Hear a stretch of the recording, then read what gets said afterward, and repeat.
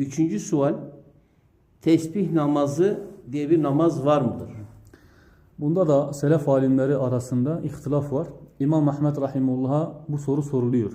Tesbih namazı hakkında ne dersin diye. İmam Ahmed Rahimullah diyor ki ma yu'cibuni. Bu amel benim hoşuma gitmiyor diyor. Soruyorlar niçin? Çünkü diyor bu konuda Allah Resulü Aleyhissalatu vesselam'dan sahih bir rivayet bizlere ulaşmamıştır.